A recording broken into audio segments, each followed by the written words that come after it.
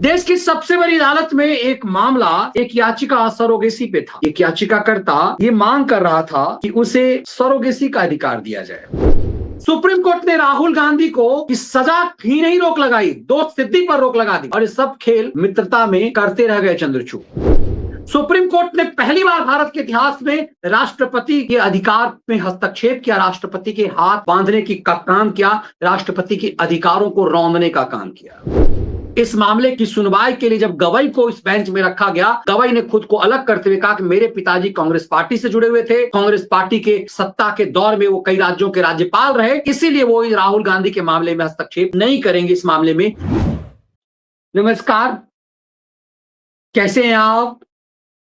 एक आम कहावत है, हटी में पांव डालना, हटी में उंगली करना। राजनीति में ये आदत केजरीवाल की थी। आजकल कांडी केजरी कहां गायब है, ये लाख टके का सवाल है। जो केजरीवाल हर मुद्दे में कूदता था, वो केजरीवाल दुनिया भर में बवाल मचा हुआ है। वो कांडी केजरी कहां गायब है, किसी को नहीं पता। लेकिन क्या इस सब की भूमिका सुप्रीम कोर्ट निभाने लगा है? देश की सबसे बड़ी अदालत ने आज बिना मांगे ज्ञान देना शुरू किया। ऐसे समय में जब देश का मिजाज कुछ है, क्या सुप्रीम कोर्ट इस देश के मिजाज को नहीं समझ रहा है? देश की सबसे बड़ी अदालत में एक मामला, एक याचिका सरोगेसी पे था। एक याचिकाकर्ता ये मांग कर रहा था कि उसे सरोगेसी का अधिकार दिया जाए। बच्चा जनने के बदले वो प्रजनन उपचार में विफल होने पर सरोगेसी चाह रहा था। इस मामले में ज्ञान, नुपुर शर्मा वाला ज्ञान आपको याद होगा, वही ज्ञान सुप्रीम कोर्ट ने दे दिया। मतलब बात कुछ और हो रही है और बात कहीं और ले गए। सुप्रीम कोर्ट ने सरोगेसी के मामले पर सुनवाई के दौरान डिलिमिटेशन पर ज्ञान बांट दिया और यह कह दिया कि साउथ इंडिया में जो है वो पॉपुलेशन ग्रोथ कम है और इस लिहाज से इस मामले में डिलिमिटेशन, परिसीमन का की जो व्याख्या सरकार कर रही है वो ठीक नहीं है। इनसे कोई राय मांगा नहीं था। अभी तो कोई सिब्बल सिंह भी इस मामले को लेकर पहुंचा भी नहीं है।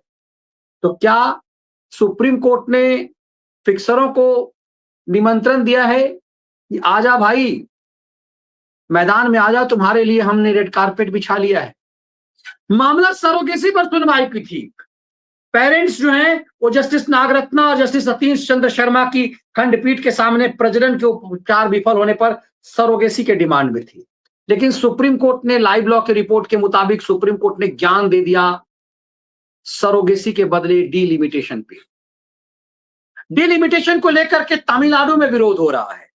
तो क्या सुप्रीम कोर्ट ने राजनीतिक मंच जो है वो साध लिया है? सुप्रीम कोर्ट क्या पॉलिटिकल पार्टी बनने के एजेंडे में है? वैसे जाते जाते चंद्रचूड़ जैसे जज को भी समझ में आया और चंद्रचूड़ ने जाते जाते कह दिया कि हम भाई साहब, हम कोई पार्टी नहीं, हम विपक्ष की भूमिका नहीं निभा सकते। जिस चंद्रचूड़ के लिए माना गया कि चंद्रचूड़ ने अपने पूरे कार्यकाल के दौरान अपने परम मित्र सिंघवी के लिए रेड कारपेट बिछाया, सिब्बलों को मौत दिलाई तीस्ता सी तलवार के मामले में, जो मामला लेकर सिब्बल, सिंघवी और सलमान खुर्शीद जैसे लोग सरकार के खिलाफ आए, उस याचिका पर सुनवाई हुई, फैसला भले ही कुछ भी हुआ हो, लेकिन इन फिक्सरों को जबरदस्त कमाई का अवसर मिला। सिंघवी, सिब्बल और जैसे वकीलों को सुप्रीम कोर्ट ने जमकर कमाई करने का अवसर दिया। भले ही याचिका इन सबकी खारिज हो गई, केजरी को भले ही बेल मिल गया हो, लेकिन भाई नकेल तो कसा हुआ है, बर्बाद तो पॉलिटिकल करियर हो गया उसका। सुप्रीम कोर्ट को समझना चाहिए कि किसी केजरी को मौज दिला करके, सुप्रीम कोर्ट के मौज दिलाने से जनता मौज नहीं दिला देगी। सुप्रीम कोर्ट ने केजरीवाल को या चुनाव प्रचार करने के लिए स्पेशल छूट दिया। सुप्रीम कोर्ट ने राहुल गांधी को की सजा ही नहीं रोक लगाई, दोष सिद्धि पर रोक लगा दी और ये सब खेल मित्रता में करते रह गए चंद्रचूड़, अपने परम मित्र सिंघवी की वकालत की वजह से। लेकिन क्या सुप्रीम कोर्ट ने देश के मिजाज को नहीं समझा कि इस देश का मिजाज क्या कह रहा है? क्या सुप्रीम कोर्ट जैसी संस्था आज भी देश के मिजाज को नहीं समझ रहा? जो याचिका डिलिमिटेशन की है नहीं, याचिका सरोगेसी पर है और ज्ञान डिलिमिटेशन पे हो रहा है। क्या सुप्रीम कोर्ट देश के मिजाज को बिल्कुल ही नहीं समझ रहा? तुर्की के बाइकाट को लेकर के देश में आंदोलन चल रहा और यह आंदोलन सरकार से पहले देश की जनता चलाने लगी।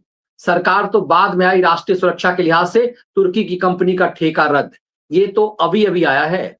इससे पहले भारत सरकार के फैसले से पहले देश में प्राइवेट कंपनियां, जो ट्रेवल एजेंसी है, वो प्राइवेट लिमिटेड छोटी छोटी कंपनियां जो विदेश तुर्की में सप्लाई करते थे फल से लेकर तमाम चीजों को, उसने मोर्चा खोल दिया तुर्की के खिलाफ। अब तो हद हो गया।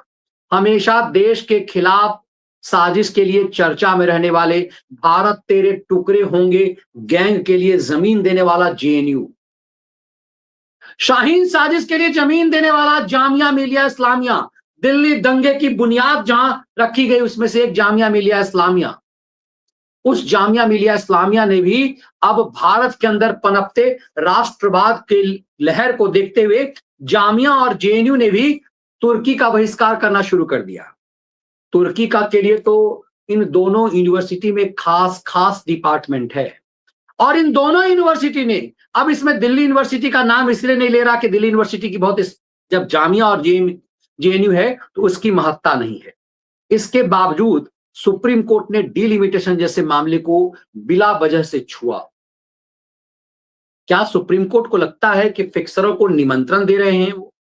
क्या सुप्रीम कोर्ट फिक्सरों से कह रहे हैं कि भाई डिलिमिटेशन का जो मुद्दा जो तमिलनाडु वाला है उसे लेकर के आओ, हम ये खेल करेंगे? जब मामला डिलिमिटेशन से जुड़ा है ही नहीं तो पॉलिटिकल भाषणबाजी का क्या सुप्रीम कोर्ट हमारा अड्डा बन गया है? क्या सुप्रीम कोर्ट देश में राजनीतिक बयानबाजी का, राजनीति का मंच बन गया है? क्या सुप्रीम कोर्ट विपक्ष को ये न्योता दे रहा है कि आखिर आप इस स्तर पर उतर जाइए? तब आपको समझ में आएगा दरअसल सुप्रीम कोर्ट ने आज एकाएक नहीं किया। सुप्रीम कोर्ट ने पहली बार भारत के इतिहास में राष्ट्रपति के अधिकार में हस्तक्षेप किया, राष्ट्रपति के हाथ बांधने का काम किया, राष्ट्रपति के अधिकारों को रौंदने का काम किया। भारत के राष्ट्रपति को आदेश देने का अधिकार किसी को नहीं है, लेकिन सुप्रीम कोर्ट ने राष्ट्रपति को निर्देश दिया कि वो किसी भी मामले में फैसला लेने के लिए 3 महीने से ज्यादा का वक्त नहीं लगा सकते। अब ये सीधे सीधे संविधान में संसद, कार्यपालिका और न्यायपालिका में हस्तक्षेप था। इसके लिए पूरे देश में सुप्रीम कोर्ट की थू थू होने लगी। क्या सुप्रीम कोर्ट सरकार चलाना चाहता है? ये सब हिम्मत सुप्रीम कोर्ट पहले क्यों नहीं कर पा रही थी? क्या नरेंद्र मोदी की सरकार को कमतर मानता है सुप्रीम कोर्ट, या फिर सुप्रीम कोर्ट फिक्सरों के दबाव में है, जो बात रंजन गोगोई कह करके चले गए? अब राष्ट्रपति द्रौपदी मुर्मू ने सुप्रीम कोर्ट से 14 सवाल किए हैं। हमने आपका इस पर लेकर के अलग विश्लेषण किया कि सुप्रीम कोर्ट से 14 सवाल किए। भारत के राष्ट्रपति द्रौपदी मुर्मू ने सीधे तौर पर अनुच्छेद अपनी व्यवस्था के मुताबिक इस देश की सुप्रीम अदालत से एक राय मांगा है। दरअसल सुप्रीम कोर्ट से राय मांगने का एक विशेष अधिकार होता है भारत के राष्ट्रपति को, और भारत के राष्ट्रपति ने अपने उसी अधिकार के तहत कोर्ट ने से 14 सवाल किए हैं। इस सवाल का जवाब दीजिए। इसी सवाल के जवाब में दरअसल सुप्रीम कोर्ट फंसा हुआ है कि अनुच्छेद 143 पार्ट 1 के तहत जो अधिकार राष्ट्रपति को है, आप बताइए कि आपने लक्ष्मण रेखा लांघा। Murmu can SC fix deadline of president government assent to bill. अब इस मामले में ये तस्वीर वायरल हो रही है जो भारत के मुख्य न्यायाधीश के साथ नरेंद्र मोदी ने हाथ मिलाया। बाद में मोदी चीफ जस्टिस की मम्मी से, माताजी से भी मिली। और इस नए चीफ जस्टिस के लिए बार बार समझिए कि चीफ जस्टिस गवई अपने आप को कहते हैं कि मैं देश का पहला बौद्ध राष्ट्रपति चीफ जस्टिस हूं। लेकिन एक मामला जो महत्वपूर्ण है, जो बार बार समझने की है, कि गवई ने अपने आप को साइड कर लिया था राहुल गांधी के केस से।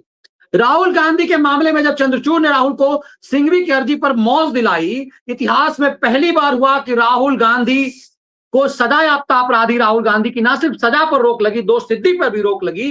ये स्पेशल मामला था।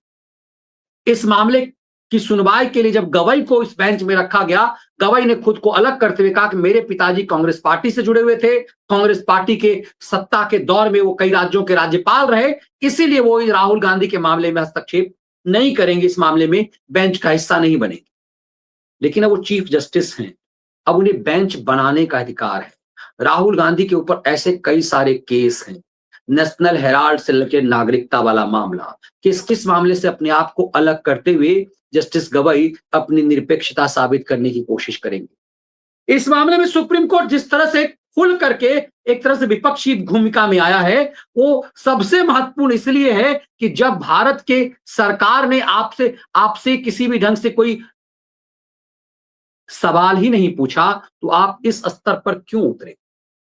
दरअसल ये पूरा खेल समझ में आता है कि राष्ट्रवाद की लहर में जो पूरा देश है, उसकी वजह से कहीं ना कहीं सरकार को यह लगता है और सुप्रीम कोर्ट को यह लगता है कि माहौल कुछ बदलता दिख रहा है। ऐसे में डिलिमिटेशन पर सरकार, सुप्रीम कोर्ट का बिना किसी अर्जी के, बिना किसी याचिका के घुसपैठ करना बहुत गंभीर मामला दिखाई देता है। क्या देश की अदालत को कांग्रेस पार्टी के एजेंडे को हाथ में लेने का विशेष शौक हो गया है? क्या देश की जनता के मिजाज को बिल्कुल ही नहीं समझ पा रही है सुप्रीम कोर्ट? इस देश की सुप्रीम अदालत को देश के मिजाज को समझने की कोशिश करना चाहिए। ये समझने की कोशिश करना चाहिए कि दुनिया भर में भारत की सरकार, भारत की सरकार की नीतियों का जलवा कैसे चल रहा है। ऐसे में जब सुप्रीम कोर्ट के पास एक बेहद अहम मामला सरागोशी का था, उसमें डिलिमिटेशन को उठा करके लगता है कि सरकार के सामने एक परेशानी जानबूझकर डालने की कोशिश सुप्रीम कोर्ट ने किया है। सिब्बल और सिंघवियों के सामने एक पासे फेंके हैं, इस तरह की याचिका लेकर के आप सुप्रीम कोर्ट आइए, हमने मिजाज बना लिया हुआ है।